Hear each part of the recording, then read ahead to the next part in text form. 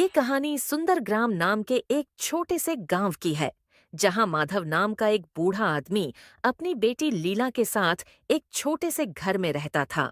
माधव बहुत ही गरीब था।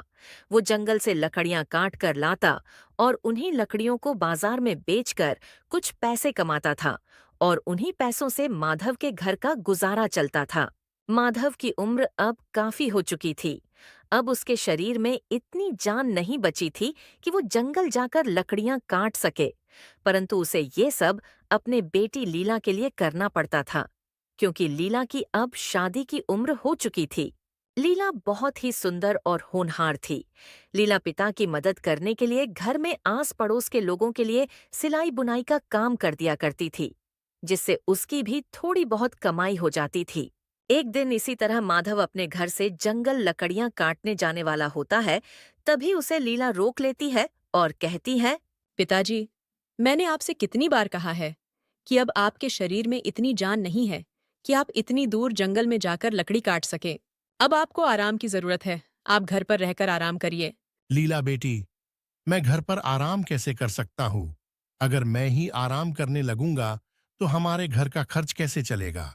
अभी मुझे तुम्हारी शादी भी तो करनी है और फिर उस सूदखोर के पैसे भी तो देने हैं। तुम नहीं जानती लीला बेटी, मुझे हर वक्त डर लगा रहता है कि कहीं वो सूदखोर पैसे लेने ना आ जाए। बेटी, वो सूदखोर बहुत ही बेरहम और फरेबी इंसान है। अगर हमने जल्दी से जल्दी उसका पैसा नहीं चुकाया तो वो हमारे साथ कुछ भी कर सकता है। पिताजी, आप ज्यादा परेशान मत होइए। भगवान कोई न कोई रास्ता हमें जरूर दिखाएंगे। और मैं भी तो सिलाई बुनाई का काम करती हूँ। आज से मैं दिन रात मेहनत करूंगी, जिससे हम उस सूदखोर के पैसे जल्द से जल्द दे सकें। लीला की ऐसी बातें सुनकर माधव का मन पूरी तरह से भावुक हो जाता है और उसकी आंखों में आंसू आ जाते हैं। हाँ बेटी, मैं समझ सकता हूँ कि तुम भी मेरी मदद करना चाहती हो, परंतु मैं भी अभी इतनी जल्दी घर नहीं बैठ सकता। मैं कुछ दिन और लकड़ियां काटना चाहता हूँ। माधव फिर अपनी बेटी को किसी तरह जंगल जाकर लकड़ियां काटने के लिए मना लेता है और उससे मंजूरी ले लेता है। लीला भी अपने पिता की बातें मान जाती है और उन्हें लकड़ियां काटने की मंजूरी दे देती है। फिर क्या था, बेटी से मंजूरी मिलते ही माधव भी जंगल की ओर लकड़ियां काटने निकल जाता है। माधव दिन भर जंगल में लकड़ियां काटता है और फिर वो उन सारी लकड़ियों को बाजार में लाकर बेच देता है।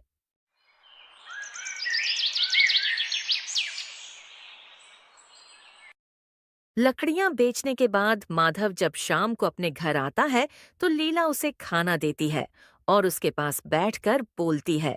पिताजी, अगर आप इतनी उम्र में ऐसे ही दिन दिन भर ऐसी लकड़ियां काटेंगे तो कैसे चलेगा।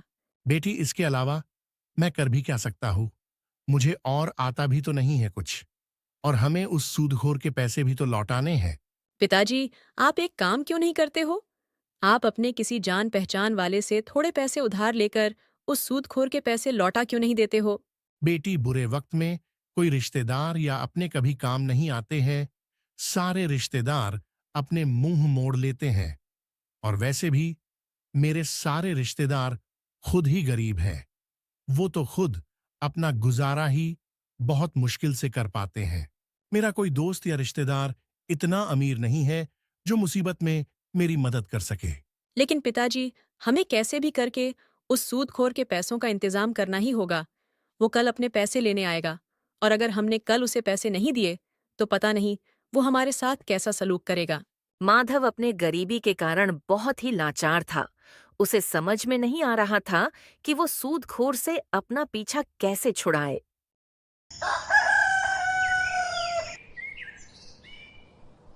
अगले दिन भी माधव जंगल लकड़ियां काटने निकल जाता है। कुछ देर तक चलते चलते वो जंगल पहुंच जाता है और जंगल पहुंचते ही वो बिना किसी देरी की लकड़ियां काटना शुरू कर देता है।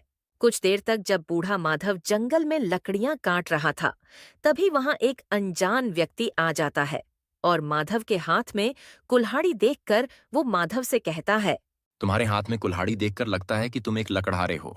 हाँ बेटा, मैं एक लकड़हारा हूँ। क्या हुआ बेटा, तुम्हें मुझसे कोई मदद चाहिए क्या? नहीं, मुझे तुमसे कोई मदद नहीं चाहिए, मगर अब तुम्हें सजा से कोई बचा नहीं सकता है। या फिर यह भी हो सकता है कि राजा तुम्हें जीवन भर के लिए काल कोठरी में डाल दे। माधव एक तो उस अनजान व्यक्ति को जानता भी नहीं था और ऊपर से उसकी ऐसी बातें सुनकर वो बहुत डर जाता है। ये तुम क्या कह रहे हो बेटा? पर मैंने ऐसा कौन सा गलत काम कर दिया जिसके लिए राजा मुझे ऐसी कठोर सजा देंगे?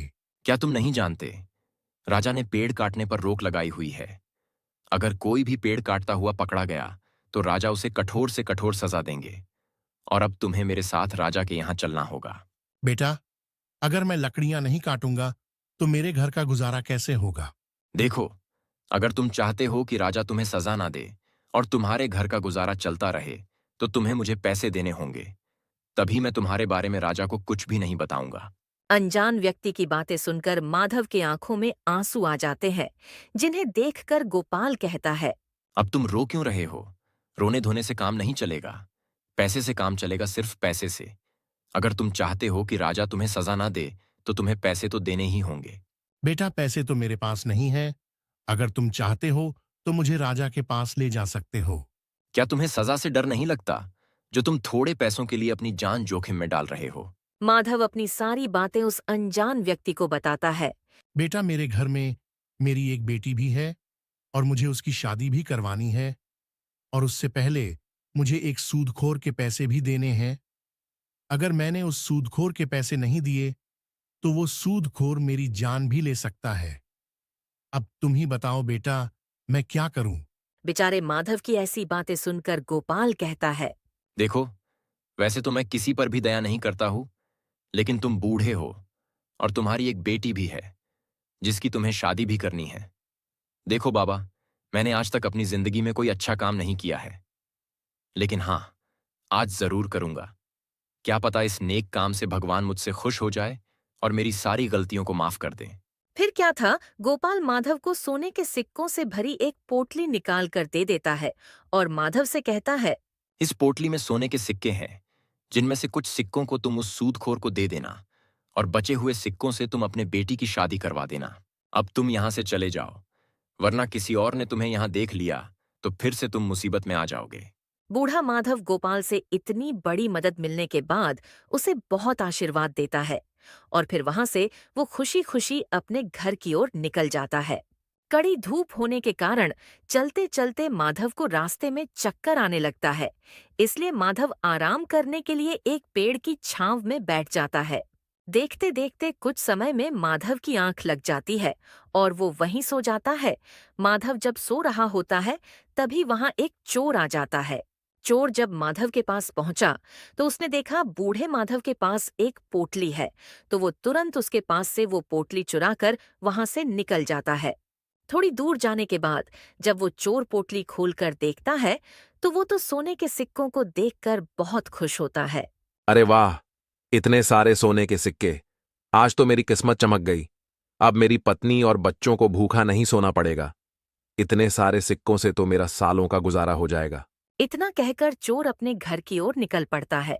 कुछ समय बाद जब माधव की आंख खुलती है तब वो अपनी पोटली ढूंढने लगता है, लेकिन उसे वो सोने के सिक्कों से भरी पोटली नहीं मिलती है। तब माधव बहुत घबरा जाता है और अपने आप को कोसने लगता है। हे भगवान, ये क्या हो गया? मैं ना जाने कैसे सो गया। ना ही मैं सोता और ना ही मेरे सोने के सिक्कों से भरी पोटली चोरी होती। बरसों बाद एक खुशी मिली थी, लेकिन अब वह भी छीन गई। अब मैं उस सूदखोर के पैसे कैसे दूंगा और मेरी बेटी की शादी मैं कैसे करूंगा? हे भगवान, मुझ बूढ़े और लाचार की मदद करो। यहाँ माधव अपने आप को कोस रहा था और वहां दूसरी तरफ वो चोर सोने के सिक्कों की पोटली लेकर अपने घर पहुंच जाता है। चोर अपनी पत्नी को आज उसके साथ हुई घटना की सारी बात बहुत गर्व से बताने लगता है। तुम मुझे हमेशा कोसती रहती थी ना कि मैं कुछ काम नहीं करता हूं, तो लो, आज तुम देखो मैंने कितना बड़ा काम किया है। ये देखो, सोने के सिक्कों से भरी पोटली। इस पोटली में इतने सिक्के हैं कि इन सिक्कों से हमारा कम से कम 4-5 साल का गुजारा तो आराम से हो जाएगा। अब मुझे कोई भी काम ढूंढने की या करने की जरूरत नहीं पड़ेगी। आप इतने सारे सोने के सिक्के कहाँ से लाए हो? तुम्हारी ये सवाल करने की आदत कब जाएगी? मैं इतने सारे सोने के सिक्के कहाँ से लाया हूं या किससे लाया हूं, ये जानकर तुम्हें क्या करना है? तुम आम खाओ गुठलियां क्यों गिन रही हो? मुझे जानना है कि आप इतने जल्दी इतने सारे सोने के सिक्के कहाँ से लाए। कहीं आप ये सोने के सिक्के कहीं से चुरा कर तो नहीं लाए? तुम्हारी ये बहस करने की आदत कब जाएगी? हाँ, मैं ये सोने के सिक्के चुरा कर लाया हूं। एक बूढ़ा आदमी पेड़ के नीचे सो रहा था। उसी के पास से मैं ये सोने के सिक्कों से भरी ये पोटली चुरा कर लाया हूं। क्या कहा आपने? आप अब चोरी भी करने लगे हो? क्या आप दूसरों को तकलीफ देकर खुद खुश रहना चाहते हैं? वो बेचारा बूढ़ा गरीब आदमी न जाने किस हाल में होगा, न जाने उसने ये सोने के सिक्के किस काम के लिए रखे होंगे, और आप उन सिक्कों को चुरा कर ले आए। अरे वो बूढ़ा आदमी गरीब नहीं है, बल्कि एक पैसे वाला आदमी है। ये आपको कैसे पता कि वो पैसे वाला आदमी है? क्या आप उसे जानते हैं? नहीं, मैं नहीं जानता उस आदमी को, पर वो गरीब नहीं हो सकता, क्योंकि कोई भी गरीब आदमी इतने सारे सोने के सिक्कों से भरी पोटली ऐसे ही अपने पास रखकर जंगल में ऐसे ही बेफिक्र होकर किसी पेड़ के नीचे सो नहीं सकता है। मुझे इस बात से कोई फर्क नहीं पड़ता कि वो बूढ़ा आदमी गरीब है या अमीर। बस हमें किसी की खून पसीने की कमाई नहीं चाहिए। इसलिए आपको उसको उसकी ये पोटली लौटानी होगी। तुम ये कैसी बेवकूफों वाली बातें कर रही हो? अब मैं उस बूढ़े आदमी को कहाँ कहाँ जाकर ढूंढूंगा? तुम तो एकदम ही सठिया गई हो। मुझे कुछ नहीं पता। आपको उसको तलाश करना ही पड़ेगा और उसे ये पोटली लौटानी होगी। मुझे एक समय के लिए भूखा रहना मंजूर है, पर किसी और के हक की रोटी मैं नहीं खा सकती हूँ। आपको अपने पत्नी और बच्चों का पेट मेहनत मजदूरी करके भरना चाहिए, न कि चोरी करके। ठीक है, मुझे पता है कि तुम नहीं मानोगी। मैं जाकर उस बूढ़े व्यक्ति को ढूंढूंगा और उसको उसकी ये पोटली लौटा दूंगा। मैं कल सुबह ही घर से जल्दी निकल जाऊंगा और उस बूढ़े व्यक्ति की तलाश करूंगा और उसे ये लौटा दूंगा। ठीक है, पर याद से कल कहीं कोई बहाना मत मारने लग जाना। यहाँ चोर वो सोने के सिक्कों वाली पोटली लौटाने तैयार था और वहां बड़ी मायूस हालत में माधव अपने घर पहुंच जाता है। अपने पिता को इतने मायूस देखकर लीला कहती है, क्या हुआ पिताजी, कहाँ रह गए थे? आज आपको घर आने में कुछ ज्यादा ही देर हो गई। मैं कब से आपका इंतजार कर रही थी। लीला के इतने सारे सवाल सुनकर भी माधव कुछ नहीं कहता है और लीला भी अपने पिता की इतनी चुप्पी देखकर और परेशान हो जाती है। क्या हुआ पिताजी?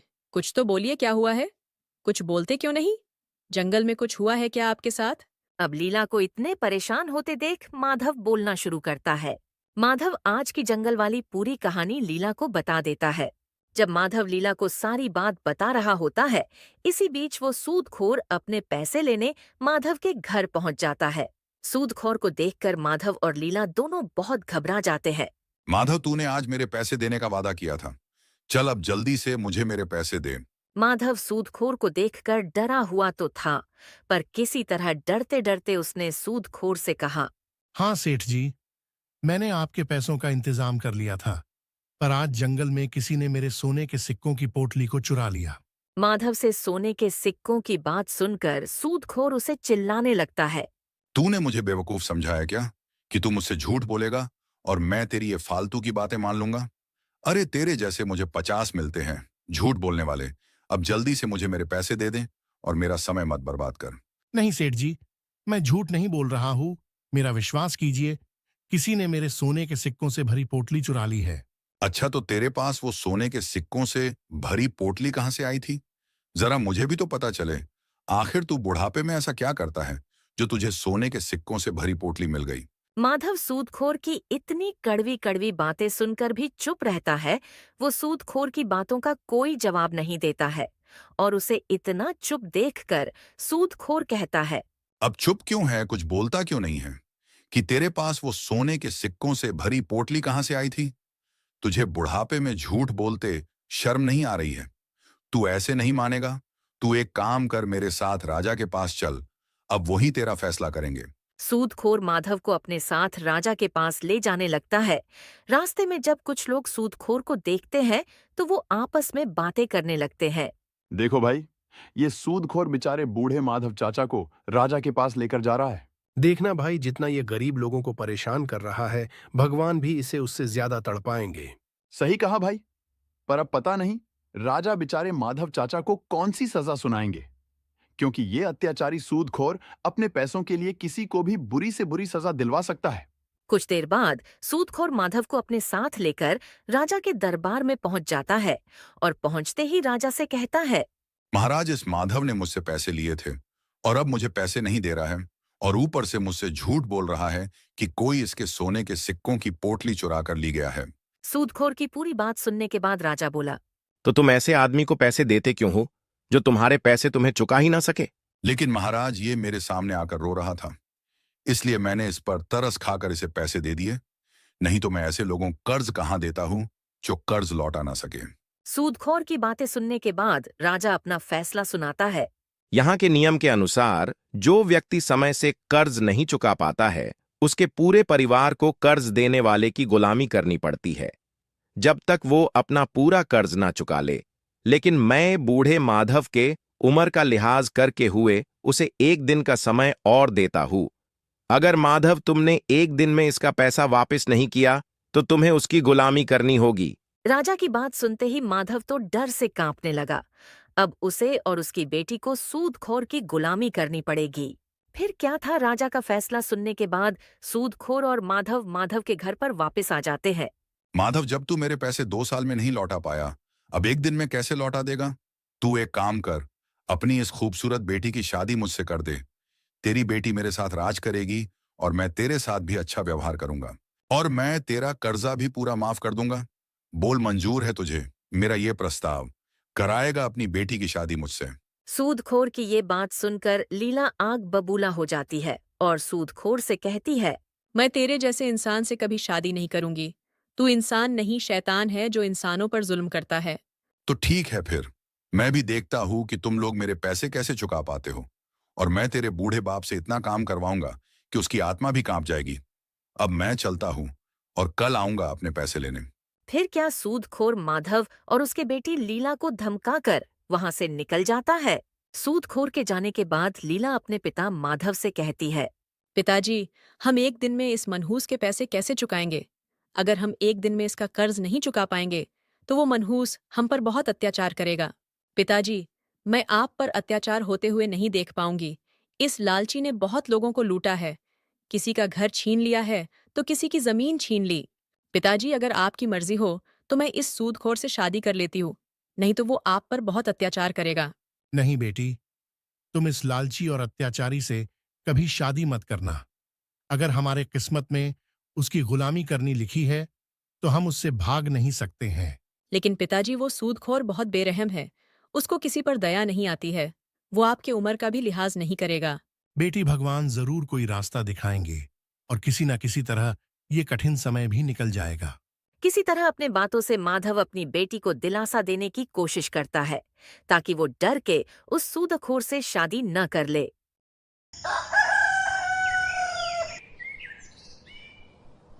अगली सुबह वो चोर उस बूढ़े व्यक्ति की तलाश करके उसे उसकी वो पोटली लौटाने के लिए घर से जल्दी निकल जाता है और माधव भी अपने घर से सुबह सुबह जंगल से लकड़ियां काटने निकल जाता है। माधव जंगल की ओर जाते जाते उसी पेड़ के पास पहुंचता है और पेड़ के पास रुककर बोलने लगता है, काश कल के दिन मैं नहीं सोया होता तो आज मेरे और मेरी बेटी को इतनी मुसीबतों का सामना नहीं करना पड़ता। आज मैं उस सूदखोर के कर्ज से भी आजाद होता और मेरे पास इतने पैसे होते कि मैं अपने बेटी की शादी बहुत धूमधाम से कर पाता। जब माधव पेड़ के पास पहुंचकर अपना दुख जाहिर कर रहा होता है, उसी वक्त वो चोर भी उसे ढूंढते ढूंढते वहां पहुंच जाता है। वो माधव को देखकर पहचान जाता है और सोचने लगता है, ये तो वही बूढ़े चाचा हैं जिनके मैंने सोने के सिक्के की पोटली चुराई थी। नसीब ये मुझे यही मिल गए, वरना तो मुझे इन्हें गांव गांव घूमकर ढूंढना पड़ता। वो तुरंत माधव के पास पहुंच जाता है और उससे कहता है, चाचा, आपको देखकर लग रहा है कि आप किसी बड़े मुसीबत में हैं। आप मुझे बताइए क्या बात है। मुझसे जो कुछ हो पाएगा मैं आपकी मदद करूंगा। बूढ़ा माधव चोर के फटे हुए कपड़े देखकर बोला, बेटा, तुम्हारे कपड़े तुम्हारी कहानी खुद बता रहे हैं। ऐसे में मैं कैसे विश्वास करूं कि तुम मेरे इस बुरे समय में मेरी मदद कर सकोगे। चाचा, आप मेरे कपड़ों को देखकर मेरी हालत पर मत जाइए। आप मुझे अपनी परेशानी बताइए। हो सकता है मैं आपकी कोई मदद कर पाऊं, और मैं पूरी कोशिश करूंगा कि आपके दुख को दूर कर पाऊं। बेटा, 2 साल पहले मैंने एक सूदखोर से पैसे लिए थे, लेकिन मैं अभी तक उसका कर्ज नहीं चुका पाया। और अब तो मुझे राजा का आदेश मिल गया है कि अगर आज शाम तक मैंने उसका कर्ज नहीं चुकाया तो मुझे और मेरी बेटी को उसकी गुलामी करनी पड़ेगी। कल मुझे एक नेक दिल इंसान ने सोने के सिक्कों से भरी एक पोटली दी थी। जिसके मिलने पर मैंने सोचा था कि उनसे मैं उस सूदखोर के पैसे भी लौटा दूंगा और अपने बेटी की शादी भी करवा दूंगा। लेकिन कल जब मैं पोटली लेकर अपने घर जा रहा था तो मुझे चक्कर आ गया था। तो मैं इसी पेड़ के नीचे कुछ देर आराम करने बैठ गया था, पर बैठ बैठे कुछ ही देर में मेरी आंख लग गई और फिर किसी ने वो सोने के सिक्कों वाली पोटली चुरा ली। माधव की सारी बात सुनकर चोर समझ गया था कि उसने कल बहुत बड़ी गलती कर दी थी। चोर फौरन वो सोने के सिक्कों वाली पोटली माधव के सामने रख देता है और उससे बोलता है। चाचा, कहीं ये आपकी पोटली तो नहीं है? हाँ बेटा, यही तो है वो पोटली। बेटा, लेकिन ये तुम्हारे पास कहाँ से आ गई? इसे तो कोई चुरा कर ले गया था। चाचा, वो कल ये पोटली आपके पास से मैं ही चुरा कर ले गया था। पर चाचा, इसके लिए मुझे माफ कर देना। चाचा, मैं एक गरीब आदमी हूं। मेरे घर में मेरी पत्नी और मेरे बच्चे भूखे थे। मैं काम के तलाश में निकला था, परंतु मुझे कहीं भी काम नहीं मिला। मुझे आप इस पेड़ के नीचे सोते हुए मिले थे। तभी मैंने आपके पास ये पोटली देखी तो मैंने इसे चुरा ली। चाचा, इतने सारे सोने के सिक्कों को देखकर मुझे लगा कि अब मुझे कुछ सालों तक काम नहीं करना पड़ेगा और मेरे घर वाले कभी भूखे नहीं रहेंगे। लेकिन मेरी पत्नी ने मुझसे कहा कि मुझे भूखा मरना पसंद है, लेकिन किसी और की खून पसीने की कमाई से मैं अपना पेट नहीं भर पाऊंगी, और उसने फिर मुझे आपको ढूंढकर इन्हें वापस करने कहा है। मेरी किस्मत बहुत अच्छी है कि आप मुझे यहीं मिल गए, वरना तो मुझे आपको गांव गांव में जाकर ढूंढना पड़ता। और चाचा, हो सके तो मुझे माफ कर दीजिए, मेरी वजह से आपको इतनी परेशानी का सामना करना पड़ा। कोई बात नहीं बेटा, तुमने मुझे ये सोने के सिक्के लौटा दिए, इसलिए मैंने तुम्हें माफ कर दिया और अब मैं इन सिक्कों से उस सूदखोर के पैसे लौटा दूंगा और अपने बेटी की शादी भी बहुत अच्छे से कर पाऊंगा। फिर क्या था, सोने के सिक्कों की पोटली मिलते ही माधव तुरंत से अपने घर पहुंच जाता है और उसे अपनी बेटी लीला को दिखाता है। माधव ने उन सोने के सिक्कों को बेचकर उस सूदखोर के पैसे भी लौटा दिए और बचे हुए सोने के सिक्कों की मदद से अपनी बेटी की शादी भी बहुत धूमधाम से कर दी। तो दोस्तों, कहानी आपको कैसी लगी, हमें कमेंट में जरूर बताएं। अगर आपको हमारी मेहनत पसंद आई हो तो हमारे चैनल को सब्सक्राइब करना न भूलें और बेल आइकन दबाएं ताकि नई कहानियों की नोटिफिकेशन सबसे पहले आपको मिले। धन्यवाद।